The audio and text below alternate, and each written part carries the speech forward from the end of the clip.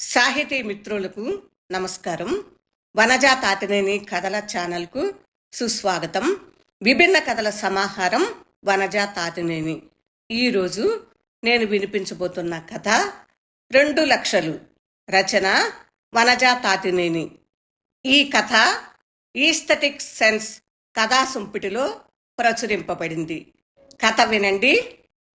సన్నగా మోగుతున్న మంగళ వాయిద్యాలు, కొబ్బరి మట్టలు కట్టి ఈని చీల్చిన ఆకులతో అందంగా అలంకరించిన గుంజలు, వాటిపై అడ్డంగా పడుకున్న పచ్చని తాటాకుల పందిరి, గుమ్మాలతో పాటు పెళ్లి పందిరిని అలంకరించిన మామిడి తోరణాల వాసన, ఆ ప్రాంతంలో వ్యాపార పంటగా బాగా వేళ్ళూనుకున్న బంతిపూల పంట తొలిపూత గుమ్మరించే ఘాటైన వాసనతో మనసుకు ఆహ్లాదం, గాడిపొయ్యిపై ఉడుకుతున్న పొంగలి వాసన, తేలికగా ఇల్లంతా కమ్మేస్తున్న కమ్మటి సాంబ్రాణి వాసన అదో రకమైన మైకం కలిగిస్తున్నాయి.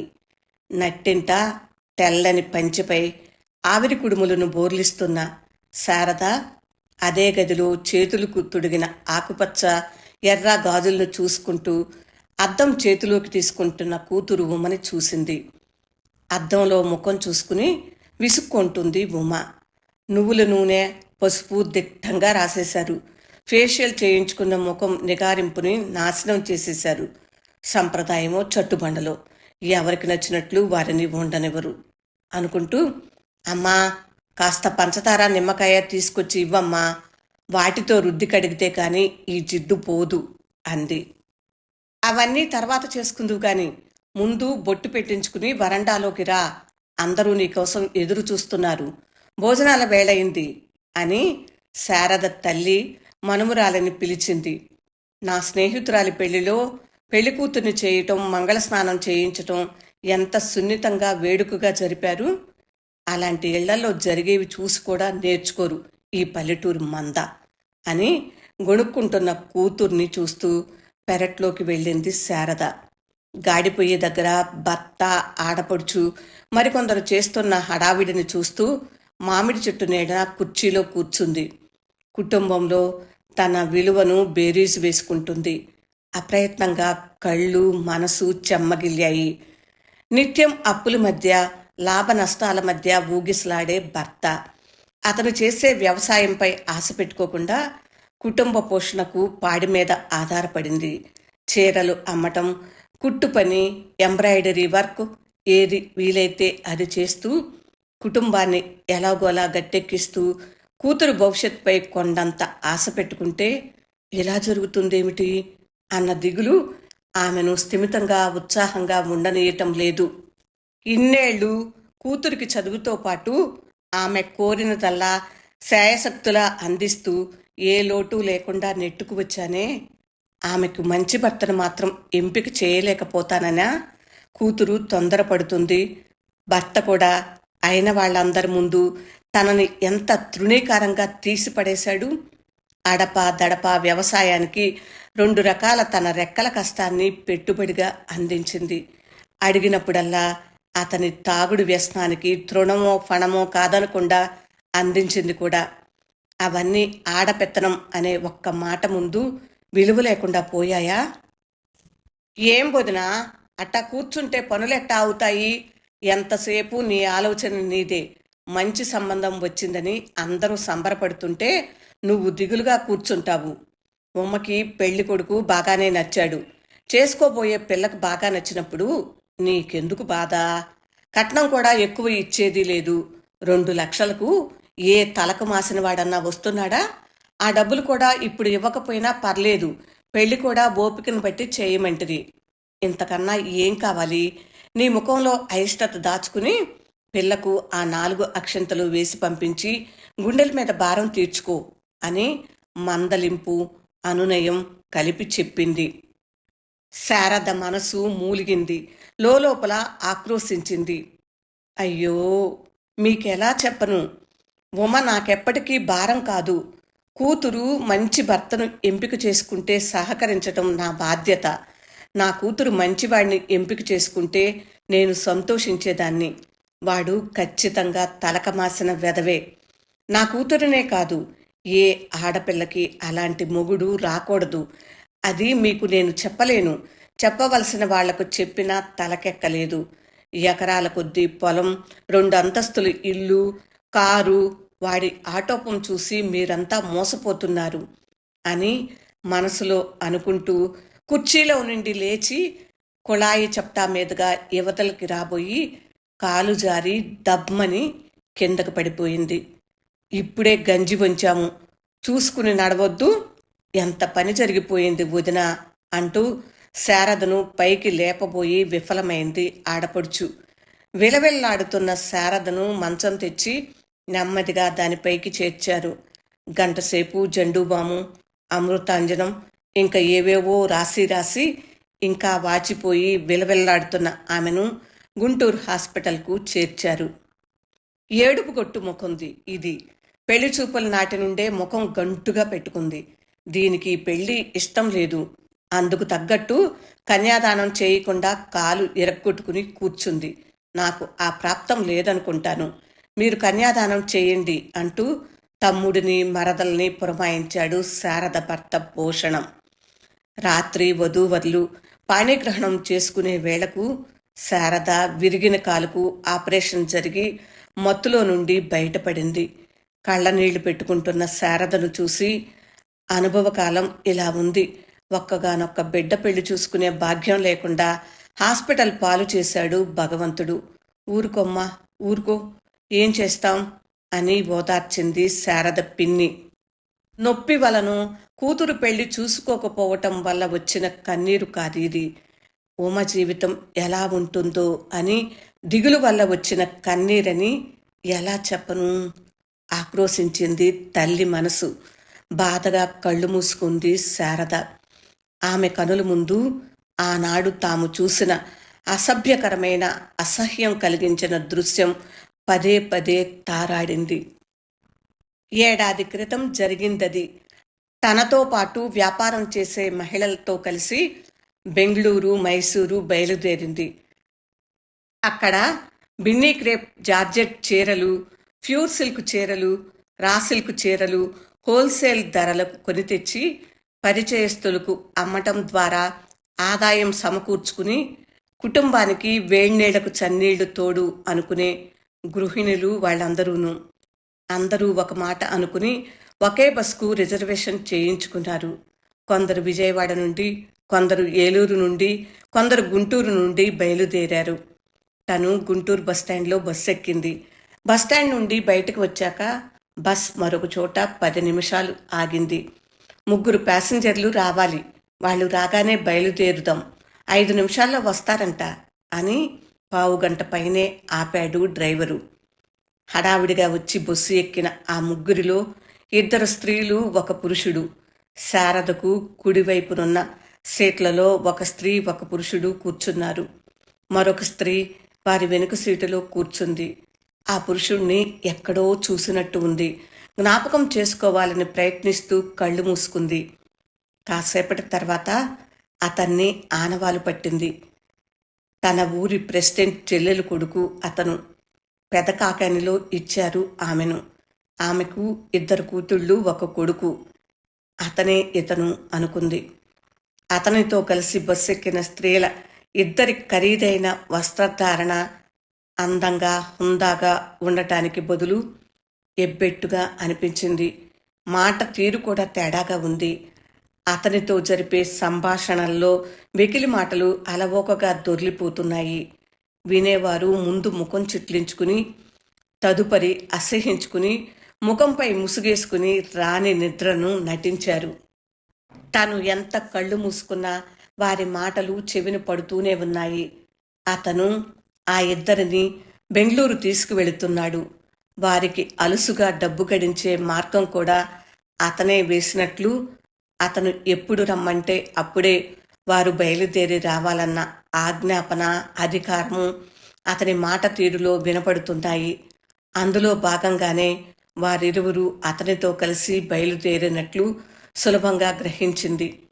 కళ్ళు మూసుకుంది. కొన్ని గంటల నిద్ర తర్వాత ఉలిక్కిపడి కళ్ళు తెరిచింది.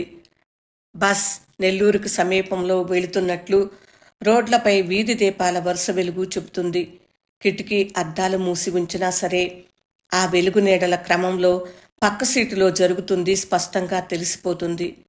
అతను పక్కనున్న స్త్రీ గుండెలపై ఆబగా తలను వాల్చి ఉండగా ఆమె చేతులు అతడిని రంజింపజేసే పనిలో నిమగ్నమై ఉన్నాయి.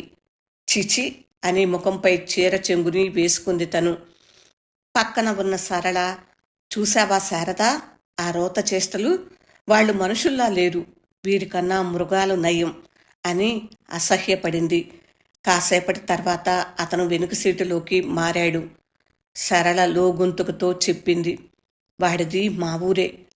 ఆంబోతులా ఉన్నవాడికి ఇంకా పెళ్లి కూడా కాలేదు. అన్ని వ్యసనాలు ఉన్నాయంట. రైల్వే కాంట్రాక్టులు చేస్తాడని చెప్పుకుంటాడు, కానీ వాడు చేసే వ్యాపారం ఇదే. పైరవీలు చేసుకుంటూ అమ్మాయిలను సప్లై చేసే బ్రోకర్ గాడు అని మా ఇంటి ఆయన చెప్పారు. ఆ ఆడవాళ్ళిద్దరూ కూడా అదే బాపతులా ఉన్నారు. ఈ రాసలీలలు చూడటానిక మనం ఈ బస్సు ఎక్కాము? తప్పుకునే మార్గం లేకుండా ఏమిటి శిక్ష మనకు అని చేత్కరించుకుంది. మర్నాడు బస్ బెంగళూరు చేరేదాకా ముళ్ల మీద కూర్చున్నట్లు ప్రయాణించారు. తప్పేదో తాము చేసినట్టు చుట్టుపక్కల సీట్ల వారు వాళ్ల ముఖం చూడటానికి కూడా సిగ్గుపడ్డారు. మనం నీతిగా నిజాయితీగా బతకటానికి ఎన్నెన్ని తిప్పలు పడుతున్నాము. వాళ్ళు అన్నీ విడిచేసి జల్సాగా బతుకుతున్నారు. తేడా ఎక్కడుందంటావు శారదా అని అడిగింది సరళ. స్త్రీలలో స్త్రీత్వం, మనుషుల్లో మానవత్వం అమ్మకం సరుకైపోయాక ఇక మిగిలింది ఏమీ ఉండదు. వాళ్ల తీరు అంతే, మన తీరు ఇంతే. ఎవరి విలువలు వాళ్ళవి అంది శారద. కొన్ని నెలల తర్వాత భర్త భూషణం కూతురుకు మంచి సంబంధం వచ్చింది, పెళ్లి చేసేద్దాం అన్నాడు. చదువు అవని, ఇప్పుడే ఎందుకు పెళ్లి మాట అంది. వాళ్ళు కట్నం కూడా అడగటం లేదు. అబ్బాయి కాంట్రాక్టులు చేసి బాగానే సంపాదిస్తున్నాడు. మీ అమ్మాయిని చూశాడంట. మా వాడికి బాగా నచ్చింది మీ పిల్ల. ఇంట్లో చెప్పి చూడు అన్నాడు ప్రెసిడెంటు. ఏమంటావు మరి అన్నాడు. ప్రెసిడెంట్ మేనలుడుగా ఆ పోరంపోకు వాడికి పిల్లను ఇవ్వటమా? కుదరనే కుదరదు. ఇప్పుడు పెళ్లి చేయదలుచుకోలేదు అని చెప్పేయ్, కరాఖండిగా చెప్పేసింది. భూషణం భార్య మాటకు విలువ ఇవ్వలేదు. అన్నకు, తమ్ముడికి, చెల్లెలకు చెప్పాడు. మనలాంటి వారికి అసలు అలాంటి సంబంధం రావటమే అదృష్టం. ఎలాంటి కుటుంబం అది? ప్రెసిడెంట్ గారి చెల్లెల్ని ఇచ్చిన చోట ఆస్తులు తరిగినా పేరు గొప్ప తగ్గలేదు. కళ్ళకద్దుకుని పిల్లని ఇచ్చి పెళ్లి చేయొచ్చు. మీ ఆవిడ నీ మాట ఎప్పుడు పడనిచ్చింది కనుక ఇప్పుడు అనటానికి ఉమతో చెప్పి సంబంధం ఖాయం చేసుకో అని సలహా ఇచ్చారు వాళ్ళు. భూషణం కూతురుకు చెప్పాడు. ఫణేంద్రను ఉమ కూడా చూస్తూనే ఉంటుంది. లావు అన్నమాటే కానీ చూడటానికి అందంగానే ఉంటాడు. మెడలో లావుపాటి చైన్, చేతికి కడియం గొలుసులు, వేళ్ల నిండా ఉంగరాలు పెట్టుకుని కారులో తిరుగుతూ ఉండటం చూసింది. తన తండ్రి అలాంటి సంబంధం తేవటం కలలో జరగాల్సిందే అనుకుని తేలిగ్గా ఒప్పేసుకుంది. ఉమ్మకు కూడా ఇష్టమే అయ్యింది.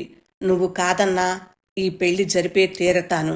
వాళ్లను పలానా రోజు లగ్నం పెట్టుకోవటానికి రమ్మన్నాను అని చెప్పాడు భూషణం. శారద నివ్వెరపోయింది. వెంటనే కూతురు దగ్గరకు వచ్చి, అతని వయసుకు నీ వయసుకు 10 ఏళ్లు పైనే తేడా ఉంది. ఇప్పుడు నీ పెళ్లికి తొందరేం వచ్చింది? ముందు బీటెక్ చదువు పూర్తి చెయ్యి. తర్వాత 2 ఏళ్లు ఉద్యోగం చేశాక పెళ్లి సంగతి చూద్దాం అంది. నాకు చదవటం, ఉద్యోగం చేయటం ఇష్టం లేదమ్మా. ఫణేంద్ర నాకు నచ్చాడు అంది ఉమ. అతను అంత గుణవంతుడు కాదమ్మా. అతని డాబుసరి వేషాలు చూసి మోసపోతున్నావు. వద్దని చెప్పమ్మా అని బతిమలాడింది. ఉమ వినలేదు. శారద మనసుని సరిపెట్టుకోలేకపోయింది. కళ్ళు మూసినా తెరిచినా బస్లో చూసిన దృశ్యాలు, ఫణేంద్ర గురించి సరళ చెప్పిన మాటలు గుర్తుకొస్తున్నాయి. సంశయం మాని బిడియం విడిచి భర్తకు కూడా ఆ విషయం చెప్పింది. మగాడన్నాక 1,00,000 వ్యవహారాలుంటాయి. వయసులో ఉన్నాళ్ళు ఏదో ఒకటి చెయ్యక మానరు. అవన్నీ మనకు తెలిసినా తెలియనట్టు పోవాలి. ఉన్న 2 ఎకరాలకు సరిపడా అప్పులున్నాయి. ముందు ముందు ఏమీ లేని బికారి కూతురును ఎవడొచ్చి చేసుకుంటాడు చెప్పు. నువ్వు కూడా కూతురు చదువు ఉద్యోగం గురించి కలలు గనటం ఆపి నోరు మూసుకుని సంతోషంగా పెళ్లి పనులు చెయ్యి అన్నాడు. పసుపు కుంకుమ పెట్టడానికి వచ్చిన రోజునే కాబోయే అత్తగారు పొట్టుచీర పెట్టి మెడలో చంద్రహారం వేసి చేతులకు 2 జతల గాజులు తొడిగి అమ్మాయి లక్ష్మీదేవిలా ఉంది. పిల్లే 10 ఎకరాల జెరీ భూము వంటి కట్నం అని మెటికలు విరిచి మురిసిపోయింది. అవన్నీ చూసుకున్న ఉమ పట్టరాని సంతోషంతో తుళ్ళి తుళ్ళి పడుతుంది. ఇంట్లో మగవాడు డబ్బు సంపాదించలేని అసమర్థుడు, నిండా అప్పులు ఉన్నవాడు, భార్య మాటకు విలువనివ్వనివాడు అయితే మూల కూర్చున్న ముసలివారికి కూడా లోకువే.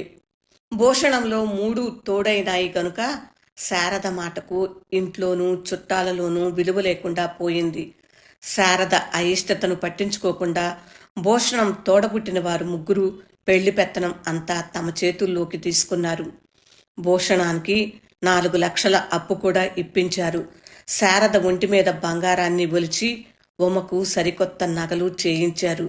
అలా శారదకు ఇష్టం లేనట్లే శారద లేకుండానే ఉమ పెళ్లి అయిపోయింది. జరిగినవన్నీ గుర్తు చేసుకుంది శారద. ఎంతైనా ఏమైనా ఉమ తన బిడ్డైనా ఆమె గురించి తను కలలు కనకూడదు. ఎవరి కలలను వారే కనాలి అనుకుంది దీర్ఘంగా నిట్టూర్చి. శారద హాస్పిటల్లో ఉండగానే ఉమ కాపురానికి వెళ్ళిపోయింది. గుంటూరు నగరంలో కాపురం. భర్త తోడిదే లోకం. 3 నెలల పాటు అమ్మమ్మగారింట్లో ఉన్న నడవలేని తల్లిని చూడటానికి రాలేనంత మైమరుపు కాపురం. భారంగా నిట్టూర్చింది శారద. 4 నెలలకు తన ఇంట్లోకి తను మామూలుగా నడిచి వచ్చింది. పరాయి ఇల్లుగా అనిపించింది. తన ఇంట్లో ఇంకెవరో తిరిగిన భావన.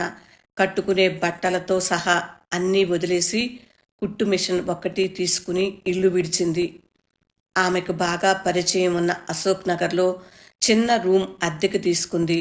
పరిచయస్తుల ఇంట్లో వంట మనిషిగా చేరింది. ఆ ఇంటి ఆమె కొడుకు న్యూరో సర్జన్. చిన్న వయసులోనే నగరంలో మంచి డాక్టర్గా ప్రసిద్ధి చెందాడు. ఉదయం సాయంత్రం డాక్టర్ ఇంట్లో వంట చేయటం తర్వాత మిగిలిన సమయాన్ని టైలరింగ్కు కేటాయించేది. తన స్నేహితుల సాయంతో తిరిగి చీరల వ్యాపారాన్ని కూడా మొదలుపెట్టింది. ఊర్లోనే ఉంటున్న కూతురింటికి ఏనాడు తొంగి చూడాలనిపించలేదు శారదకు. ఒకరోజు బస్టాప్లో నిలబడి ఉన్న ఆమెకు అవతలగా కారు ఆగింది. అందులో నుండి కూతురు ఫణేంద్ర దిగివచ్చి ఆమెను పలకరించారు. కూతుర్ని చూసి నవ్వుకుంది. పెరిగిన అందంతో పాటు మిడిసిపాటు అహంకారము కనపడ్డాయి. నాన్నను ఇంటిని వదిలేసి వచ్చేసి వంట మనిషిగా మారి మా అందరి పురుగు తీస్తున్నావు అంది. శారద మౌనంగా చూసింది. ఇప్పటికైనా ఇంటికి వెళ్ళు. ఇంట్లో వండిపెట్టే ఆడది లేకపోతే ఎవరినైనా తీసుకొచ్చి వండించుకుంటారు. నాన్న అదే పని చేశాడు. నువ్వు వెళ్ళి ఇంట్లో ఉంటే ఆమె వెళ్ళిపోతుందిలే అంది. నాపసాని మాటలు బాగా నేర్చావు. నా సంగతి నేను చూసుకోగలను. మీరు వెళ్ళిరండి అంది. కూతురిని కారు ఎక్కించి డోరేసి వెనక్కి వచ్చాడు ఫణీంద్ర. అత్తా, నా గురించి అంతా తెలుసంటనే నీకు ఉమ చెప్పిందిలే. అయినా నువ్వు ఇల్లిల్లు తిరిగి నెలకు ఎన్ని చీరలు అమ్మగలవు? ఎంత డబ్బు సంపాదించగలవు? ఎక్కే మెట్టు దిగే మెట్టు లెక్క వేసుకునే బదులు ఒక్కసారి నేను చెప్పినట్టు చేసావనుకో, నెలకు ₹1,00,000 లెక్కన కళ్ళ చూస్తావు. అంతా గుట్టుగా జరిగిపోద్ది. నువ్వు సరేనంటే ఈ ఫోన్ నెంబర్కు ఫోన్ చెయ్యి అని జేబులో నుండి విజిటింగ్ కార్డు తీసి చేతిలో పెట్టాడు. కోపంతో ఊగిపోయింది శారద. థు, నీ బతుకు చెడ.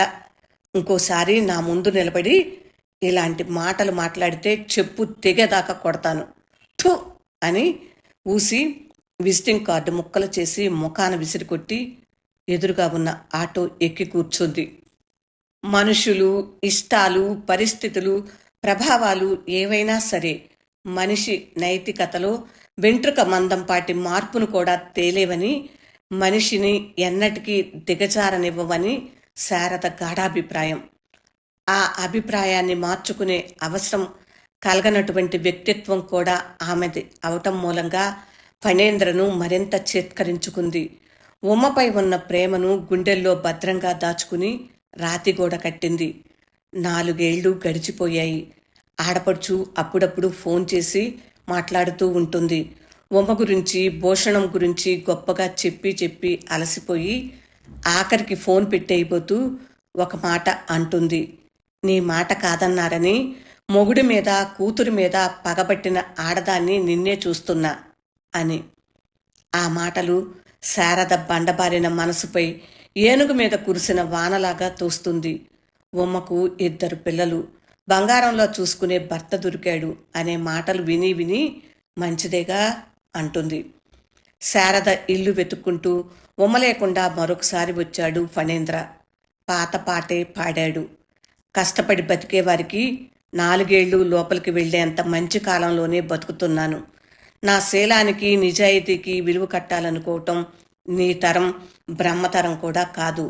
నైతిక విలువలు అనేవి అమ్మకానికి అతీతమైనవి. నీలాంటి తార్పుడుగాడికి నైతిక విలువల గురించి మాట్లాడే అర్హత కూడా లేదు. పెళ్ళప్పుడిస్తానన్న కట్నం 2 లక్షలు మీ మామ ఇవ్వలేకపోయినా కష్టపడి సంపాదించి వడ్డీతో సహా అప్పచెప్తాను. గడప దాటు ముందు అని గర్జించింది శారద. అదే రోజు కూతురుకు ఫోన్ చేసి చెడామడా తిట్టింది. నా మొగుడు మంచాడు అని సమర్థించుకుంది ఉమ. నీ కర్మ అని ఫోన్ పెట్టేసింది శారద.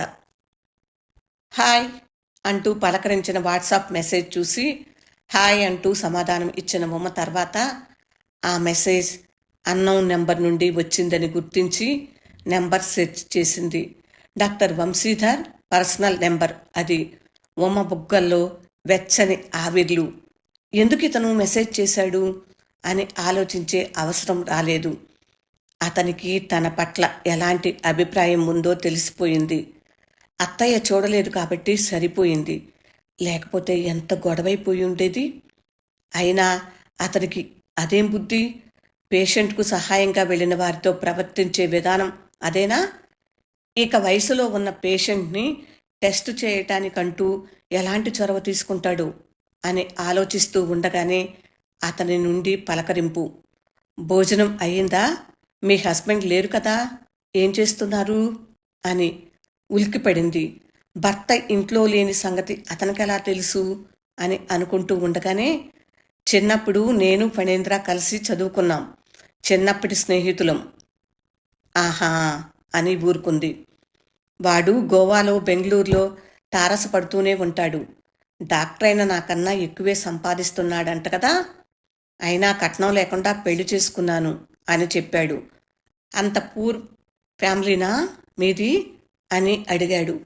మానని పుండు మీద కారం చల్లినట్టు అయ్యింది ఉమ్మకు. భర్త కూడా కట్నం ఇవ్వలేని వాడి కూతురివి అంటూ పదే పదే చులకన చేయటం వల్ల పడిన పుండు అది. అదేం లేదు, ఫణేంద్ర వెంటపడి మరీ చేసుకున్నాడు. లేకపోతే నేను హయ్యర్ స్టడీస్కు అమెరికా వెళ్ళి అక్కడే సెటిల్ అయ్యి ఉండేదాన్ని అంది బెంకంగా.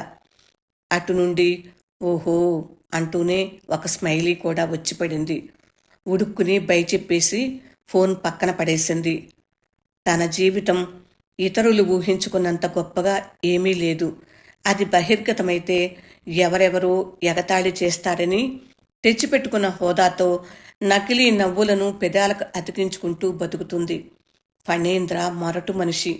అతనికి ఎదురు చెప్పనంత వరకు అపురూపంగా చూస్తుంటాడు. మాట మాత్రం భిన్నాభిప్రాయం వెలువడిందో రాక్షసత్వం ప్రదర్శిస్తాడు. అతను చెప్పకపోయినా పెళ్ళైన కొత్తలోనే అతని వ్యాపారం, సంపాదనా మార్గం సులభంగానే గ్రహించింది. తల్లి అతన్ని ఎందుకు వద్దని అందో కూడా అర్థమైంది. కానీ ఏం ప్రయోజనం? చేతులు కాలేక ఆకులు పట్టుకోవటం ఎంత వృధానో అంత వృధా అయిపోయింది. అతని భార్యగా సమాజంలో తనకెంత గౌరవం ఉందో అది అర్థమయ్యింది.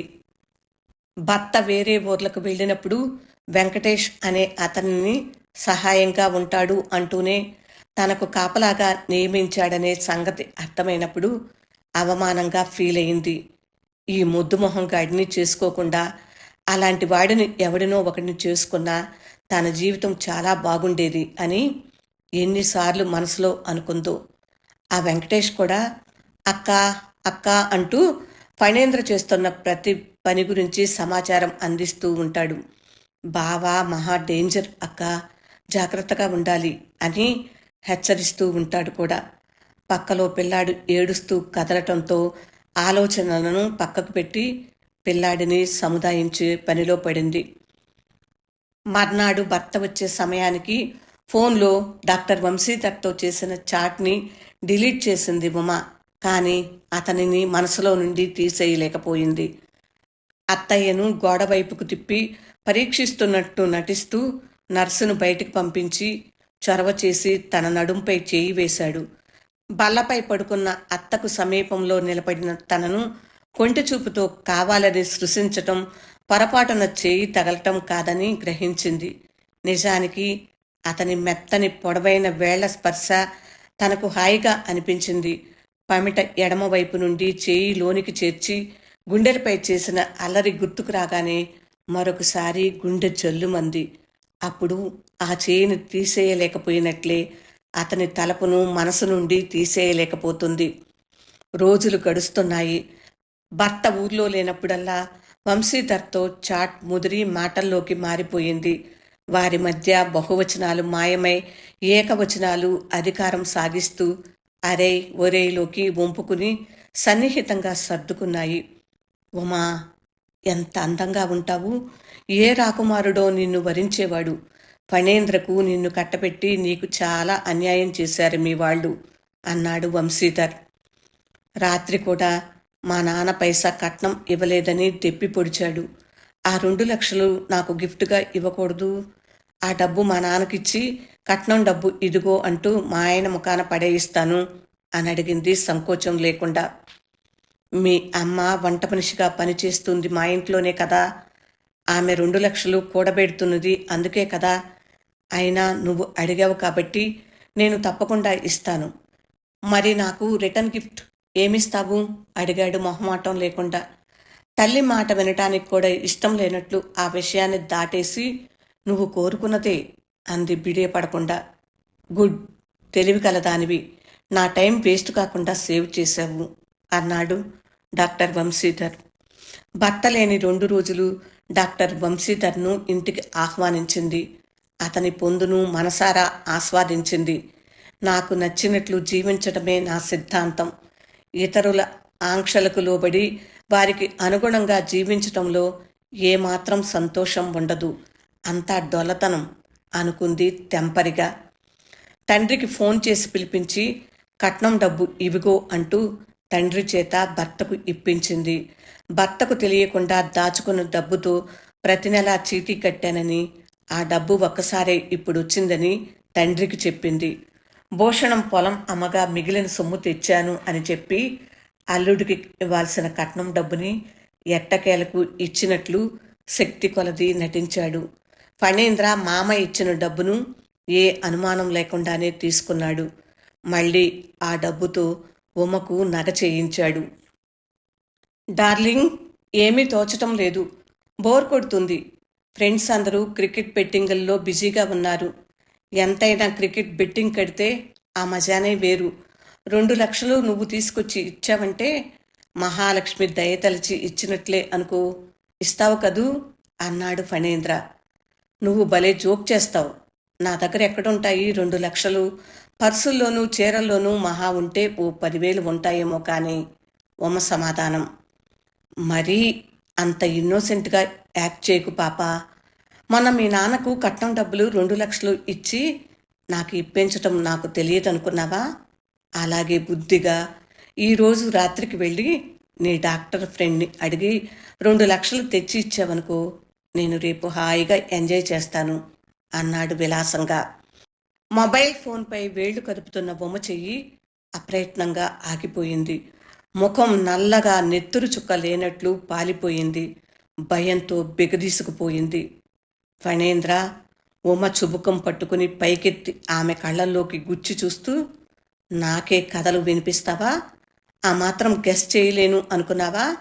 బంగారు చిలకలా పంజరంలో పెట్టి చూసుకుంటుంటే నీ అధోగతికి నువ్వే దారి వేసుకున్నావు.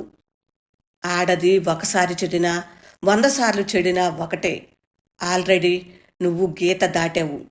గీత దాటిన ఆడది నాలాంటి మొగుడికి కల్పవృక్షం. నువ్విప్పుడు డబ్బులిచ్చే కల్పవృక్షానివి. నీ డాక్టర్ ఫ్రెండ్కి కాల్ చేయి. కావాలంటే ఈ ఇంటికే రమ్మను. నేను పిల్లలను తీసుకుని సినిమాకో షికారుకో వెళతాను అంటూ మరో మాటకు అవకాశం ఇవ్వకుండా బయటకు వెళ్ళిపోయాడు. గంటసేపు అచేతనంగా కూర్చున్న ఉమను భర్త ఫోన్ చేసి మరీ కదలికి తెప్పించాడు. ఇంట్లో ఉండమంటావా వెళ్ళమంటావా అని బలహీన స్వరంతో చెప్పింది.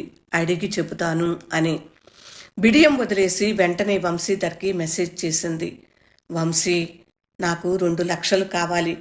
నువ్వు ఈ రాత్రికి మా ఇంటికి రావచ్చు. మా ఆయనకు అంతా తెలిసిపోయింది. మళ్ళీ డబ్బు కావాలంటున్నాడు అని 2 గంటలు ఎదురు చూసిన వంశీధర్ నుండి రిప్లై లేదు. మళ్ళీ భర్త నుండి ఫోన్. ఈసారి మెసేజ్ కాకుండా వంశీధర్కు కాల్ చేసింది. లిఫ్ట్ చేసిన అతను, సారీ ఉమా, నాకు నువ్వంటే ఇంట్రెస్ట్ లేదు. 2 రోజుల్లోనే ఆ ఇంట్రెస్ట్ అంతా పోయింది.